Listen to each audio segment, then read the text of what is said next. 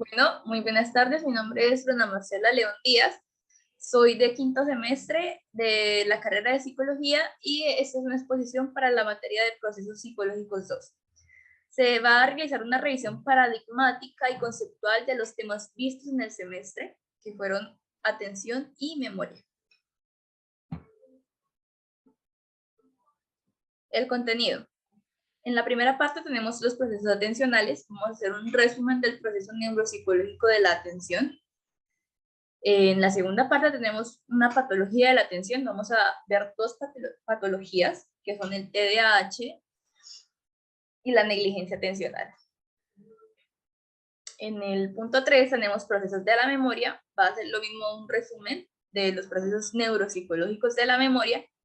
Y en el cuarto punto tenemos patología de la memoria. Vamos a ver también dos patologías de la memoria, que son los olvidos, pues las amnesias, y los olvidos de origen neurodegenerativo, que serían la demencia y el Alzheimer.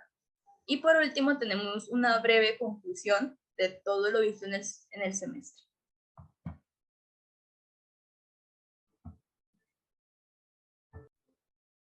Bueno, en el tema 1 tenemos atención, procesos neuropsicológicos y su patología. En esta unidad veremos cuál es la definición neuropsicológica de la atención, cómo funciona a nivel neuronal, cuáles modelos son existentes, cuáles son los modelos existentes y dos de sus patologías. Ya los mencioné, son el TDAH y la negligencia atencional.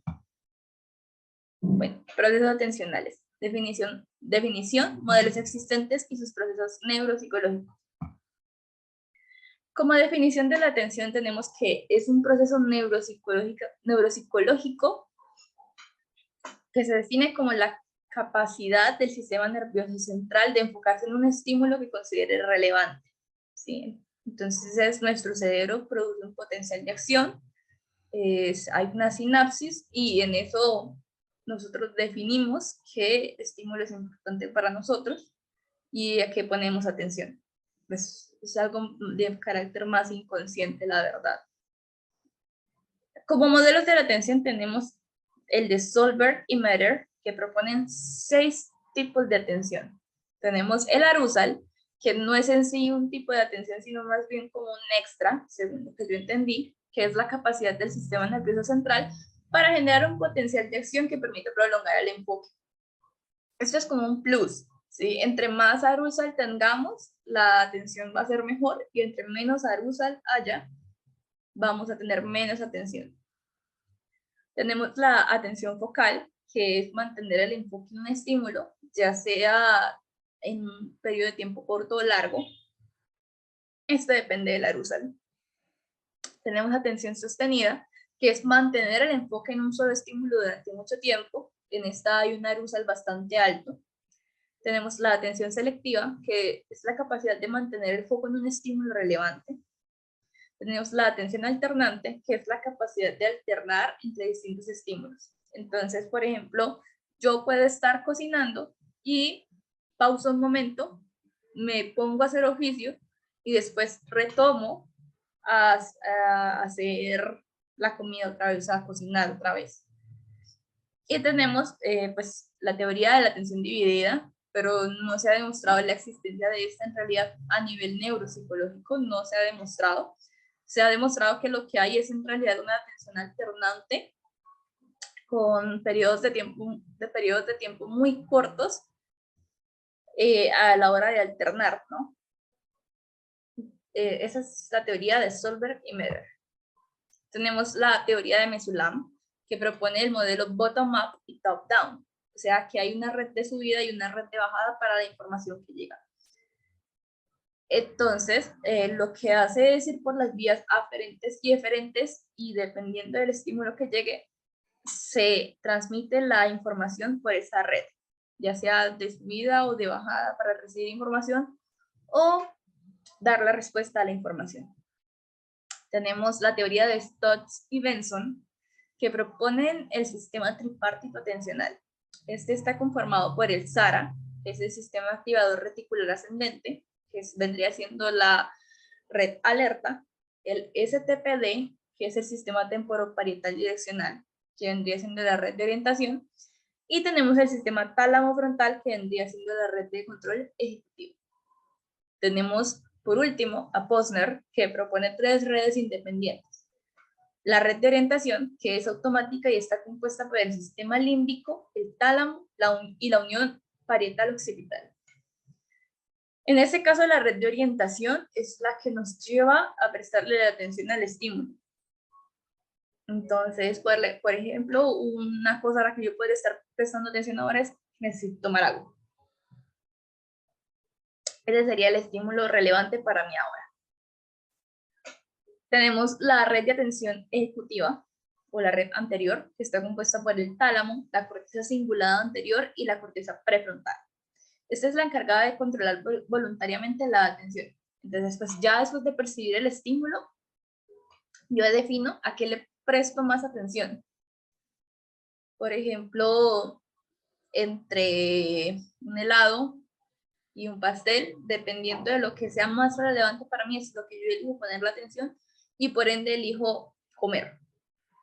Y tenemos la red alerta, que está compuesta por el tálamo, el área parietal frontal y el frontal posterior.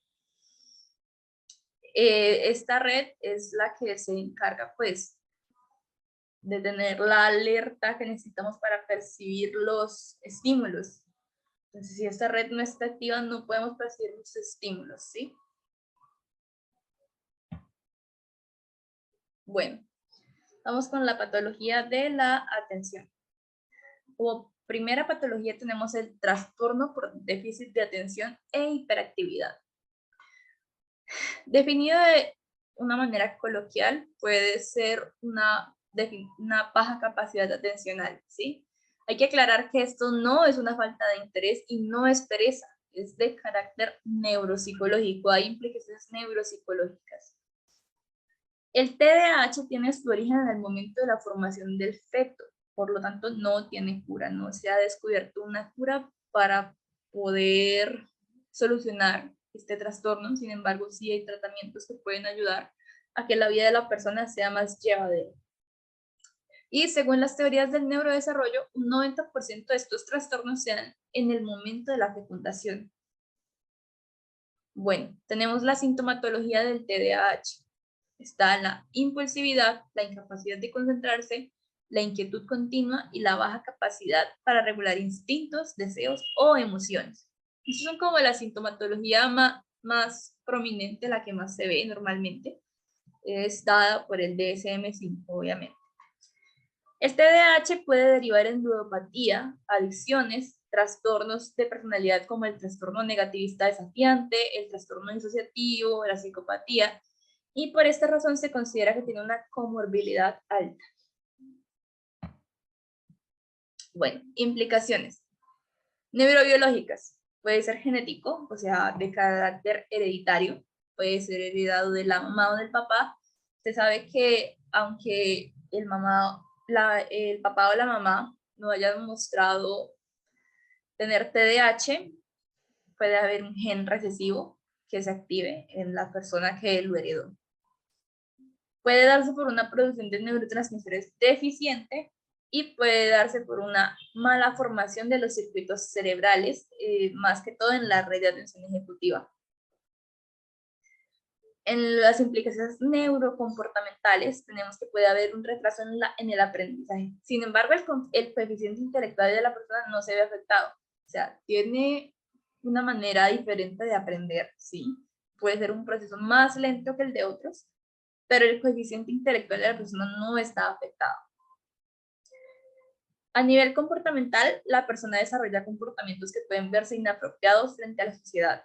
Pues, como estas personas son tan inquietas, mantienen en movimiento, pueden hacer cosas a veces que no estén muy bien vistas frente a los ojos de las personas de por fuera, que no sepan que tienen el trastorno, que es la mayoría de sucede, y pues suelen ser discriminadas a veces, bueno, la mayoría del tiempo, son objeto de burla y pues se van a tener muchos problemas en sus relaciones sociales. Bueno, a nivel psicosocial, las implicaciones que tiene en el propio individuo y su autoestima son de un carácter grave, debido a que a las burlas y a los regaños constantes pueden sentirse deprimidos y enojados. y pues otras emociones un poco más fuertes, la verdad. ¿Qué sucede? Estos trastornos suelen identificarse de manera tardía normalmente, por lo que pues mientras el niño está en desarrollo, para la persona puede ser normal, ¿sí? Un niño enérgico, ¿sí? Puede ser como eso. Sin embargo, cuando ya crece, ya pueden decir, uy, esta persona está como medio rara, ¿sí? Y ya cuando entran a tomar esas conductas de carácter extraño, que son mal vistas, pueden llevar muchos regaños, muchas burlas, la discriminación también es prominente, la verdad. Y pues esto afecta obviamente a la autoestima del individuo, ¿sí? Se deprime, puede generar trastornos de personalidad. Los padres de las personas con TDAH deben adaptar su modelo de crianza uno especial para la persona con el trastorno. Así se logran evitar comorbilidades, se aprende a regular el sujeto y genera tolerancia frente a la situación. La familia también se ve muy afectada. La familia, el núcleo familiar en sí, tiene que aprender a lidiar con el individuo con TDAH, ¿sí? Tiene que tener una crianza en la que no puede haber agresión, ¿sí? Si hay agresión, solo va a aumentar las posibilidades de que genere un trastorno, como el trastorno negativista desafiante, ¿sí?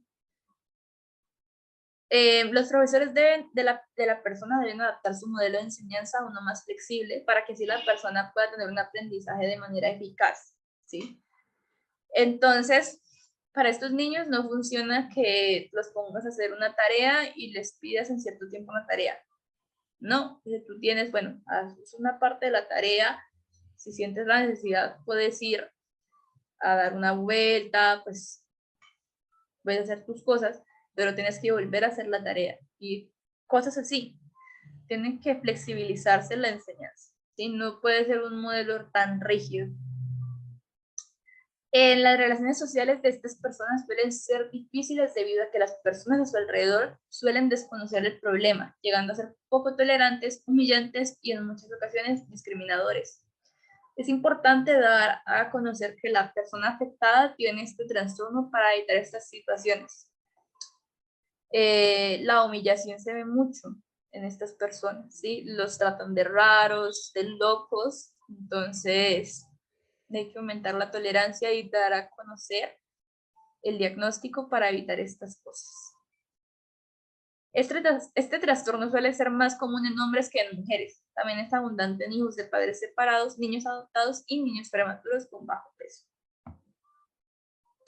Bueno, teoría neuroanatómica del TDAH. Está localizado en el sistema nervioso central y normalmente se presentan 3 áreas con menor volumen. Tenemos el lóbulo frontal, la corteza prefrontal, más que todo en el hemisferio derecho que en el izquierdo. Tenemos los ganglios basales y el cerebelo. El cerebelo se ha demostrado que regula el movimiento fino, entonces por estas razones los niños pueden ser un poco bruscos. Tenemos en los tratamientos y líneas de intervención el tratamiento farmacológico, que suele darse con metilfenidato.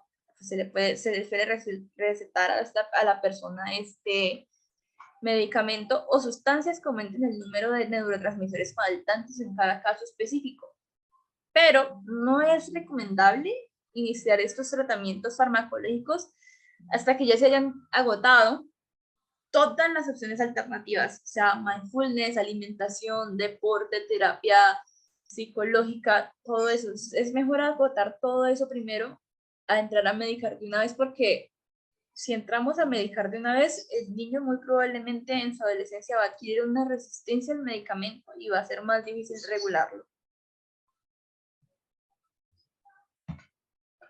Tenemos la intervención psicoterapéutica, que en esta se busca guiar al niño y generar mecanismos que le ayuden a regular o manejar los impulsos provocados por el trastorno.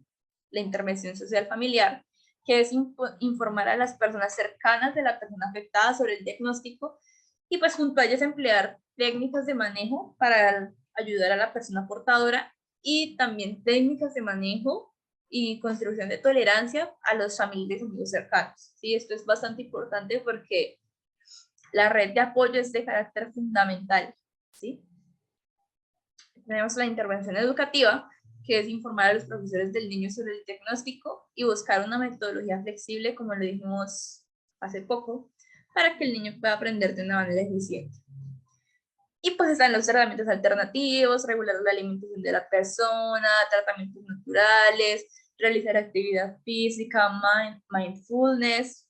Todas estas son alternativas que pueden acompañar el tratamiento y en realidad son las que se deberían buscar antes de entrar a medicar a una persona con TDAH, por la misma cuestión de la resistencia. Y esto no es solamente recomendable para las personas con TDAH, sino en sí para tratar cualquier clase de trastorno mental, pues enfermedad mental, porque la resistencia que se puede generar a los medicamentos y las adicciones que se pueden generar son peligrosas. Tenemos el diagnóstico según el DSM-5, ¿sí? Se puede predominar uno de los factores, tanto como la hiperactividad o la inatención. O puede presentarse de carácter mixto, que es pues los dos se presentan de manera alternante en una constante similar. En la hiperactividad predominante tenemos que constantemente se mueve, habla, no regula su comportamiento e interrumpe. En la inatención predominante tenemos que son distraídos, que los errores son muy comunes en ellos, al igual que olvidar las cosas, y que pueden parecer como dormidos, o sea, se confunde como con pereza, ¿sí? O sea, no es que estén dormidos, que se durmieron, ¿sí? Sino que como si no estuvieran en el mundo. Si es de carácter mixto, ambas características se presentan en una cantidad similar. Bueno, en los parámetros de evaluación se deben especificar 4 variables como mínimo. La primera es que debe seguir los criterios clínicos del DSM-5, ¿sí? Se debe ver que los síntomas que presenta y en el nivel que están son los síntomas que define el DSM-5. Se deben ver los criterios clínicos en otro ambiente. Se debe realizar un estudio de cómo es su comportamiento en 3 ámbitos: familiar, escolar y social. ¿Sí? Debe estar presente el comportamiento extraño en estos 3 ambientes, ¿sí? Pues para ir descartando que sea algo de carácter familiar, algo de carácter escolar o ya sea social. Se debe hacer una evaluación neuropsicológica, ¿sí? Se debe evaluar coeficiente intelectual, funciones ejecutivas, atención sostenida, todas estas funciones. Y se debe hacer un diagnóstico diferencial, ¿sí? Para evitar confundir con otras patologías o ver si está acompañado de otras patologías, porque puede pasar.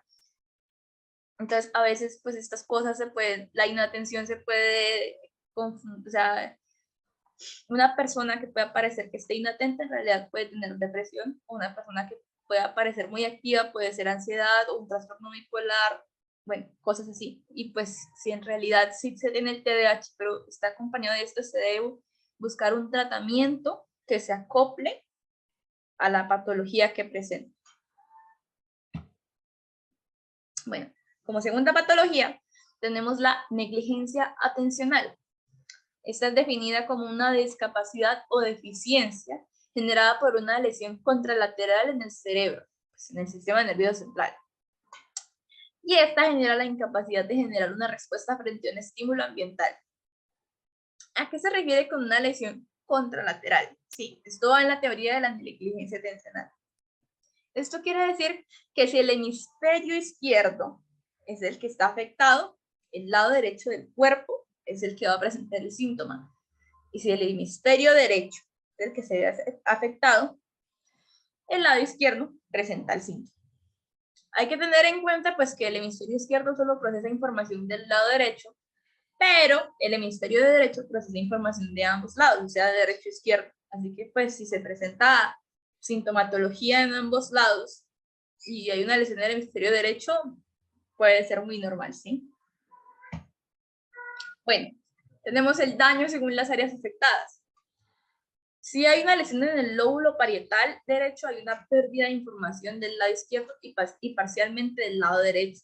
Si hay una lesión en el lóbulo parietal izquierdo, hay una pérdida de información del lado derecho.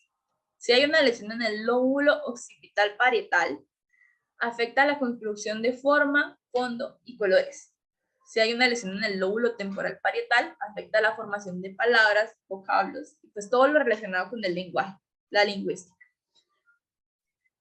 En negligencias más graves, el sujeto puede mostrar una sintomatología más prominente y pues otra cosa es que la generación de redes neuronales de carácter ineficiente también puede generar negligencias de menor gravedad. Y pues otra cosa es que la persona afectada normalmente no es consciente de lo que sucede. Ella ve todo normal, para ella es normal, ¿sí? Por ejemplo, si yo no reconozco mi brazo, si yo no lo reconozco como mi brazo para mí, pues ese no es mi brazo, normal. Ese es el brazo de otra persona o está ahí, pero no es mi brazo, aunque sea mi brazo. Y algunas personas no identifican ciertos estímulos debido a sesgos de redes. Pues esto ya es más común, ¿sí? Es como cuando te mandan a buscar algo en la nevera, tú no ves esa cosa, y cuando va la otra persona a buscarla, sí está. Eso es lo que sucede en este caso. Bueno, en la sintomatología tenemos pues varias, están divididas en varias negligencias atencionales. En la negligencia atencional sensorial tenemos que es la incapacidad para generar respuestas a estímulos sensoriales de carácter auditivo, visual, táctil, olfativo y gustativo. Entonces, pues yo no huelo cierta cosa, no puedo tocar cierta cosa, no la siento. Tenemos la negligencia intencional motora, que es la incapacidad de generar respuestas motoras frente a un estímulo. Pues, por ejemplo, quiero mover mi brazo, pero mi brazo no se mueve. Tenemos la negligencia afectiva, que es cuando el cuerpo no reconoce una parte de sí mismo. O sea, por ejemplo, mi cuerpo no considera que mi brazo derecho exista, ¿sí? O sea, para él no existe el brazo derecho. Y es normal, pero el brazo derecho puede estar ahí, puede generar incomodidad. Pero mi cuerpo no lo reconoce como parte de él. Tenemos la negligencia representacional, que pues en esta la persona ve todo normal, pero no está captando un estímulo. Pero pues para él es todo normal.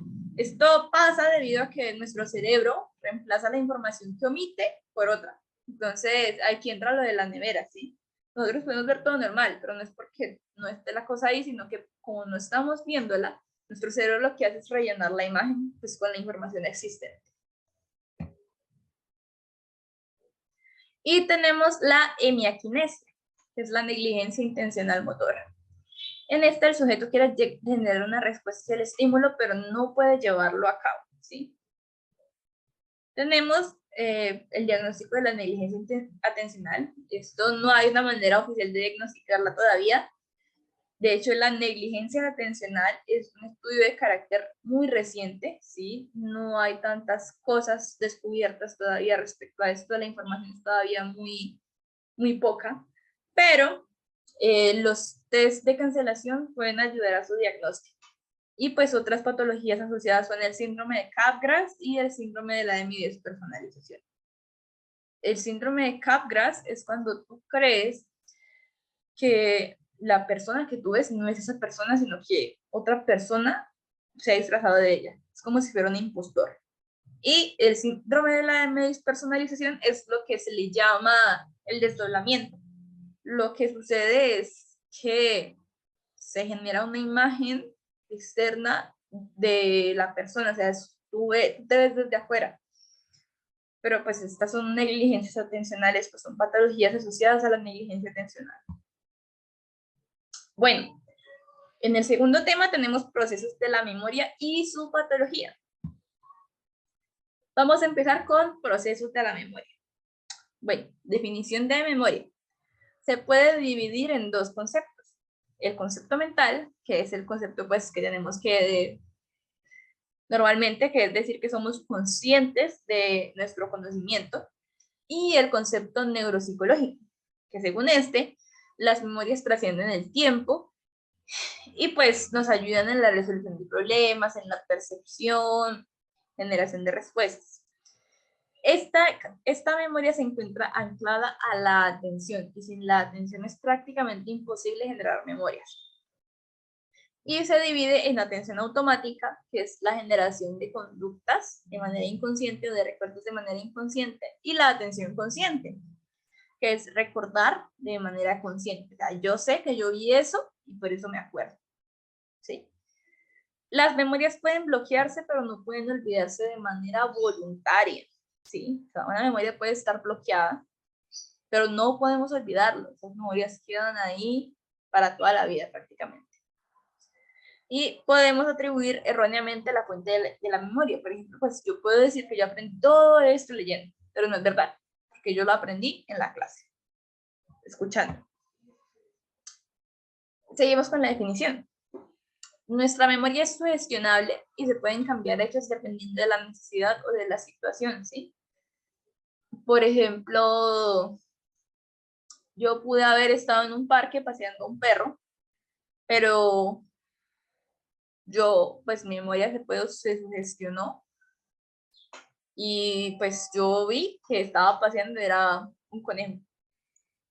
Y la memoria se puede distorsionar y modificar, pero no se puede eliminar. Podemos cambiarle todo lo que queramos a la memoria, ¿sí? Pero no la podemos eliminar, o por lo menos no de manera voluntaria. Todo esto sucede de otras formas.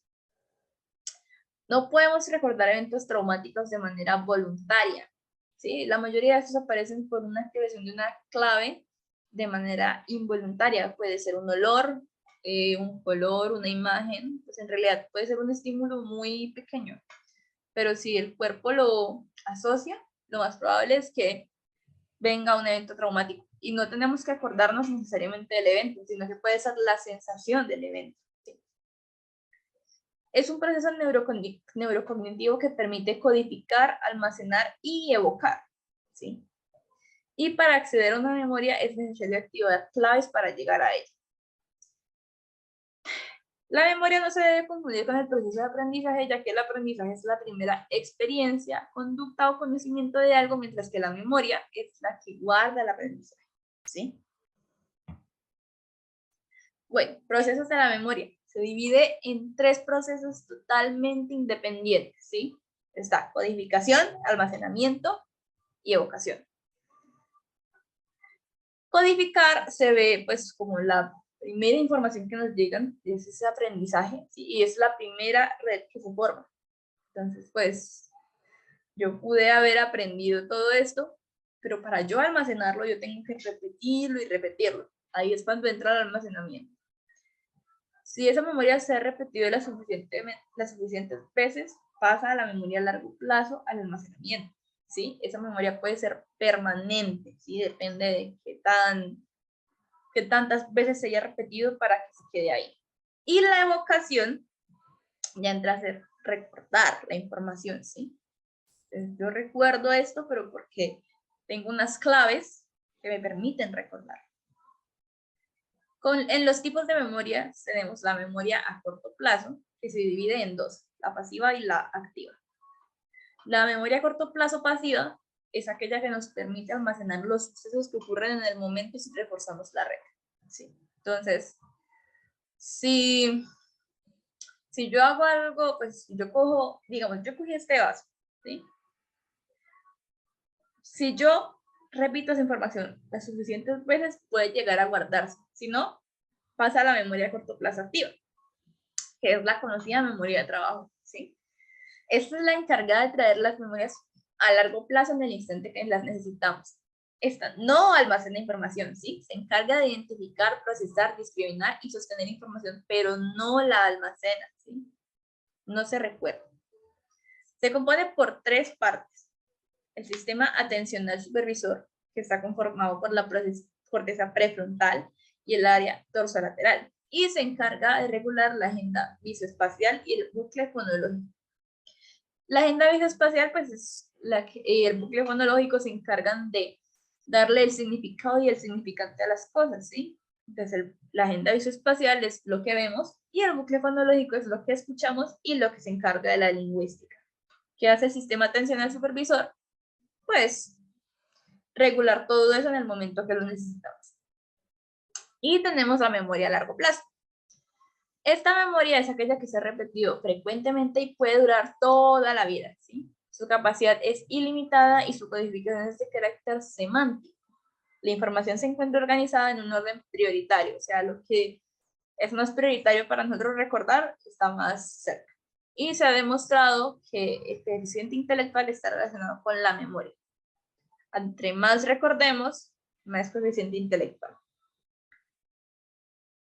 Bueno, en los modelos de la memoria tenemos la memoria explícita o la declarativa, que se encuentra almacenada en la corteza prefrontal y se produce por un proceso de atención voluntaria, o sea, proceso consciente, ¿sí? En los tipos de la memoria declarativa tenemos la semántica, que es la que se encarga de guardar imágenes de conceptos, lenguaje aprendido, y pues memorias relacionadas al aprendizaje, ¿sí? Esta clase de memoria se puede dañar y modificar.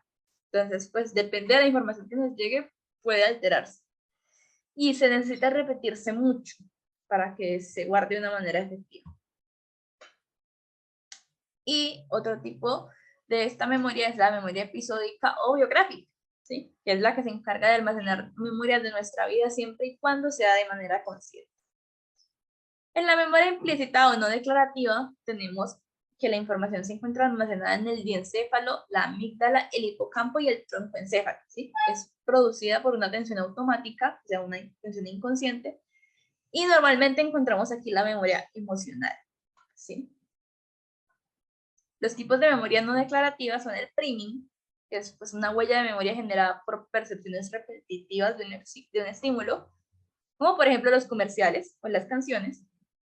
Tenemos la procedimental motriz, que está ubicada en el cerebelo, y en ella se almacenan los procesos motrices que manejan el movimiento de carácter automático, ¿sí? O sea, cómo caminamos, cómo respiramos, pues porque nosotros, pues no sé, no creo que pensemos, ay, bueno, tengo que colocar primero el pie derecho y luego el pie izquierdo. No, eso es natural. Y pues también pueden generar hábitos procedimentales, y un ejemplo de estos muy común son los TOCs. Tenemos el condicionamiento clásico, que pues en este se encuentran localizadas las fobias, ¿sí? Y esta se encuentra, se encuentra localizada en la amígdala, que es uno de los centros emocionales más conocidos. Y el estímulo y respuesta normalmente se asocia a un trauma de carácter inconsciente. Pues las fobias, volviendo a las fobias, tenemos por ejemplo la fobia social, que puede ser producida pues por una experiencia de carácter humillante, ¿sí? Frente a muchas personas, y pues se generó la fobia social. Y también tenemos los procesos no asociativos, ¿sí? En esta clase de memoria se encuentran procesos como la habituación, la sensibilización y la copia de las conductas. Un ejemplo de habituación puede ser la normalización de violencia en el entorno, o sea, que ya se hace habitual para nosotros. Un ejemplo de sensibilización puede ser la reacción ante ruidos fuertes. Por ejemplo, puedo volver más sensible y reaccionar de una manera más sensible ante un ruido estruendoso, así como que dejen caer una olla. Y la copia de conductas, pues en esta se ven los TOCs aprendidos por imitación, ¿sí? Vemos a una persona que tiene un TOC que se persigna cada vez que pasa por una iglesia y simplemente lo copiamos, ¿sí? El procesamiento automático es de carácter inconsciente, tiene una red fluida y se almacena de manera casi inmediata. El proceso activo con esfuerzo, por otro lado, es aquel que requiere atención y repetición continua para ser almacenada de manera efectiva, ¿sí? Bueno, formas de evocación. Tenemos el recuerdo libre, que es la búsqueda activa de la información archivada, ¿sí? Se busca una clave que permite acceder a la información almacenada. Tenemos el recuerdo facilitado, que en este se logra la identificación de la información desbloqueada por medio de una clave. Y el reconocimiento, que se refiere a la identificación de la información archivada en presencia de estas y otras informaciones.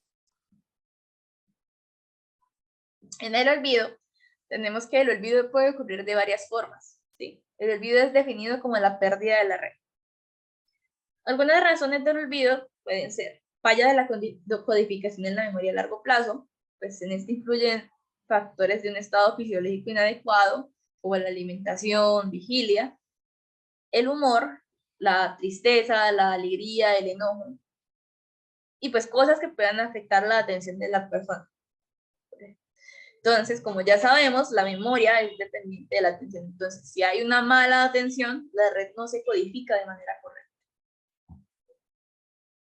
Tenemos el decaimiento del archivo, pues esto es cuando no hay una repetición constante y no se forma una red fuerte. Entonces, ¿qué pasa? Hay una disolución de la red, ¿sí? No se sostiene, no se mantiene. Tenemos la interferencia, pues que en este caso es cuando algo interfiere con nuestra atención o intentamos codificar muchos estímulos al tiempo. Volvemos a la teoría de la atención, que es que no hay una atención dividida. Entonces, si tratamos de codificar muchos estímulos al tiempo, no lo vamos a lograr, ¿sí? Porque no tenemos esa capacidad. Y tenemos la falta de claves de la codificación, ¿sí? Esto sucede cuando hay una clave que no permite recuperar la información. Esto normalmente sucede en los procesos traumáticos. Tenemos los modelos de la neuropsicología de la memoria, ¿sí? Tenemos primero a Ramón y Cajal con la teoría sistémica anatómica, que grafican las primeras conexiones tipo red. Después viene la teoría de Hebs, que propone que las redes son sustancia blanca. Esto ayuda a confirmar la teoría de Ramón y Cajal de que existen efectivamente unas redes que son las encargadas de almacenar la información. Y por medio de estudios con encefalograma se confirma que existen redes dentro del sistema nervioso central. Después tenemos la teoría de la consolidación de la memoria, que descubrimos que el almacenamiento de la memoria funciona mediante reverberación. ¿Qué quiere decir? Que tiene que repetirse y repetirse. En el ciclo, ¿sí?, de la neurona, tiene que dar vueltas y vueltas y vueltas. Entonces, en donde haya más potencial de acción y se pueda dar más vueltas, hay más memoria, ¿sí? Permanece por más tiempo. A mayor reverberación, mayor sostenibilidad de la red. Y tenemos la teoría neuroquímica o molecular de Kandel, ¿sí? Él hizo sus estudios con los caracoles y pues descubre que hay neuroquímicos o moléculas o neurotransmisores que afectan la formación de la memoria. Y estas clases de sustancias son producidas en la sinapsis. Se pueden producir sustancias estimulantes que ayudan a agilizar la sinapsis o anabolizantes que la retarden. Una de estas sustancias, por ejemplo, es la proteína quinasa, que es presente en la generación de la memoria a corto plazo. Entonces, ¿qué pasa? Cuando hay un potencial de acción bajo, se genera la proteína quinasa y esta genera pues que vaya a la memoria a corto plazo. Por otro lado, la proteína CAMP cumple un papel importante en la memoria, pero en la memoria a largo plazo. Entonces, entre más CAMP tengamos, mucho mejor, ¿sí? Esta participa en la generación de una proteína muy importante ya en el almacenamiento llamada BDNF, ¿sí? Entonces, entre más CAMP podamos generar, más BDNF generamos y es mucho mejor. ¿Por qué es mucho mejor? Porque cuando llega la información con un potencial de acción muy intenso, se generan esas moléculas, esos neuroquímicos, y estos permiten que vayan al núcleo de la neurona a segregar BDNF. ¿Sí? Y esto genera una red más fuerte, entonces se puede generar más sencillo la memoria a largo plazo. Bueno, tenemos las áreas neuroanatómicas de la memoria. En 1990 se atribuyó el almacenamiento de la memoria al sistema límbico, específicamente al hipocampo y la amígdala. En esto se guardan la memoria declarativa y no declarativa, ¿sí? En el hipocampo la declarativa y en la amígdala la no declarativa. Después, con la aplicación de estudios más novedosos, obviamente, y estudios de imagenología y otras cosas, se llega a la conclusión de que la memoria no se puede localizar en una sola área específica, sino que es una red que conecta varias áreas, ¿sí? Entonces es un sistema, no es una sola cosa, no es una sola parte, es todo un sistema. En este caso tenemos que la memoria episódica está compuesta por el tálamo, los núcleos mamilares, el fornix, el septum, el lóbulo temporal medial, el ventral y la corteza prefrontal. En la memoria semántica tenemos que está compuesta por el lóbulo temporal inferolateral, el fascículo arqueado, que es una conexión entre el área de Wernicke y el área de Broca, la cisura de Silvio, el lóbulo temporal occipital y la cisura de Rolando. En la memoria procedimental tenemos que están vistas las áreas premotora y el área motora. los nervios piramidales, el diencéfalo, el cerebelo, los ganglios basales, el troncoencéfalo y la médula espinal y el sistema nervioso periférico. ¿Sí? Todo esto va en una vía eferente, ¿sí? Todo va en vía eferente. Y en la memoria de trabajo tenemos ya lo que entra a ser el sistema atencional supervisor, que se encuentra en la corteza prefrontal, el bucle fonológico, que está en el lóbulo temporal, en el fascículo arqueado. Ya vimos que es la conexión entre el área de Wernicke y el área de Broca. Y en la agenda visoespacial, que están en los lóbulos parietal y occipital.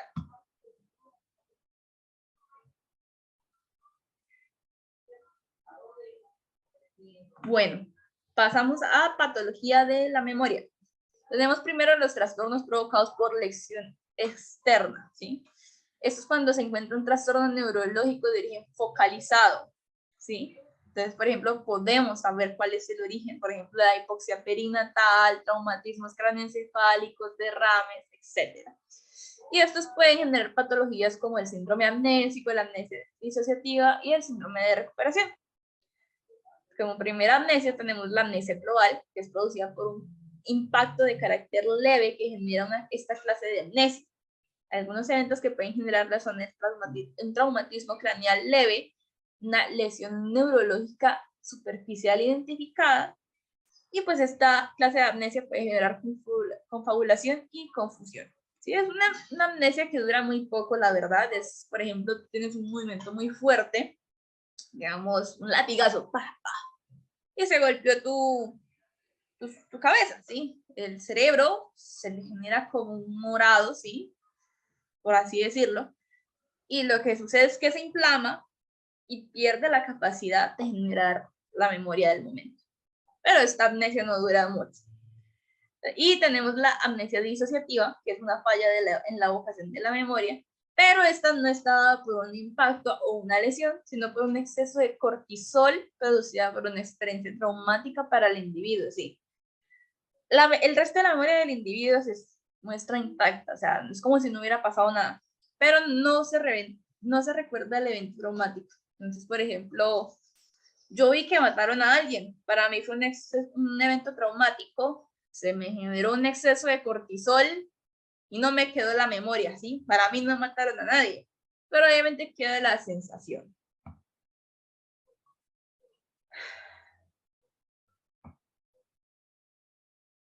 Tenemos el síndrome amnésico, que es la imposibilidad de crear memorias nuevas o recordar memorias antiguas. Estas son conocidas como amnesia anterógrada y amnesia retrógrada.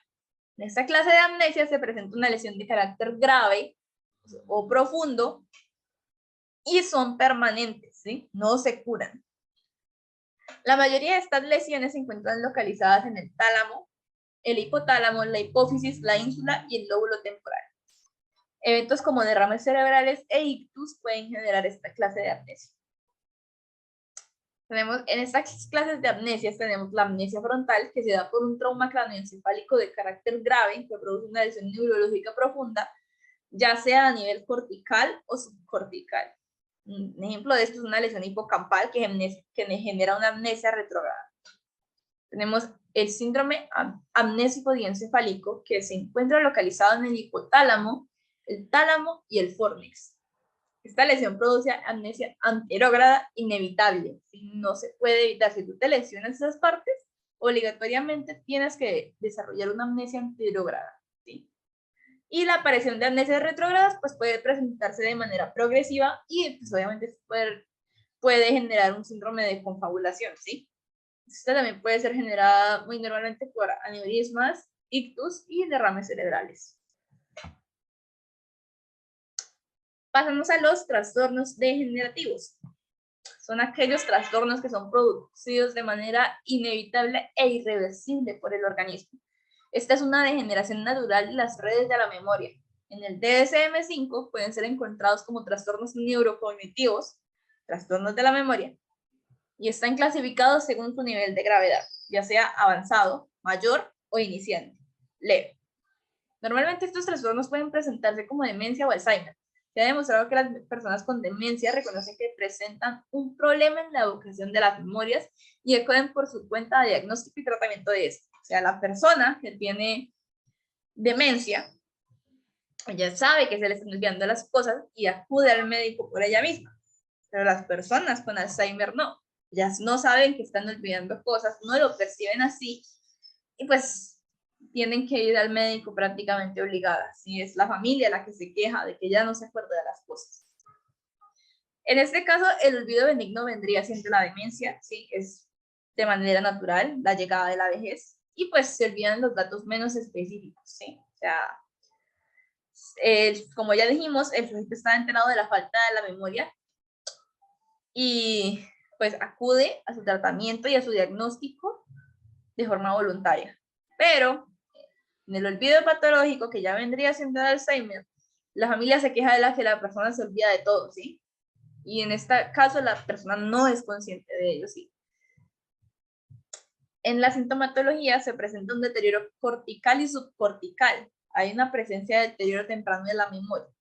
Normalmente, la primera memoria que se deteriora es la autobiográfica y se presencia una atrofia en el lóbulo temporal. Para la clínica de la patología de la memoria, pues los trastornos neurodegenerativos, tenemos que normalmente se halla una anomalía en un sitio de la red sustancial blanca. ¿Sí? Esta lesión es de carácter progresivo y se va expandiendo a medida que pasa el tiempo. ¿Qué pasa? O sea, puede ser un hilito en el que esté la lesión, pero se va expandiendo, expandiendo y se va comiendo toda esa área hasta que ya no hay más sustancia blanca, ¿sí? Desaparece, se deshace, ¿sí? Pues normalmente estas lesiones son provocadas por la activación de la proteína B-amiloide y la proteína tau.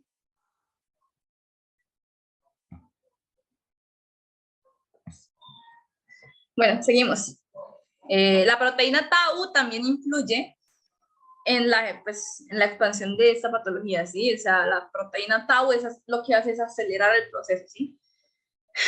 Lo que pasa aquí es que se genera una capa de proteína B amiloide y empieza a cortar axones, dendritas, todas las conexiones que hay entre neuronas, ¿sí? La persona afectada por esta patología cambia la personalidad, la afectividad, la conducta y cambia también en su carácter social.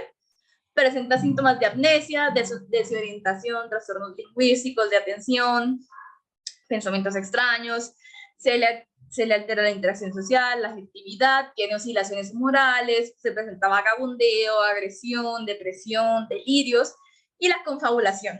Esta es muy común en las personas con Alzheimer. Y estas personas suelen tener problemas con la planificación y la realización de actividades instrumentales de la vida diaria. Se les olvida vestirse, se les olvida cómo comer, cosas así. La proteína B-amiloide se produce mediante la producción de el potencial de acción a la hora de la sinapsis, ¿sí? Pero lo que pasa es que, diferente a otros neurotransmisores, el sobrante de esta proteína no se reutiliza y se acumula, y esto genera la placa amiloide que empieza a cortar axones y dendritas, como ya lo dijimos, ¿sí? Se ha demostrado que hay un gen que activa la proteína más rápido, y entre esos están el cromosoma 14 y el cromosoma 1. En el caso de la demencia frontotemporal hay desaparición de las funciones ejecutivas, la falta de regulación, y esta genera una conducta sexual inapropiada, pérdida de la memoria de trabajo, fallas en la atención y afectaciones en la conducta social, emocional y el lenguaje. Y bueno, llegamos al final, ¿sí? Como conclusión final, tenemos que los procesos atencionales juegan un papel de gran importancia en la generación eficaz de la memoria. Y es importante también conocer sobre las diversas patologías que existen que puedan afectar estas funciones, debido a que si se llega a afectar alguna de las dos, puede haber consecuencias graves y hasta irreversibles. El diagnóstico temprano de patologías como el TDAH, la negligencia atencional, el Alzheimer y la demencia puede evitar el aumento de la comorbilidad respectiva a cada patología, ¿sí? Saber todo esto es muy importante, ¿sí? Nos ayuda a cuidarnos de maneras impresionantes. Yo desde que empecé a ver esta materia, mejor dicho, me ha cambiado la percepción de la vida. Y bueno, muchas gracias por su atención y nos estaremos viendo en los próximos.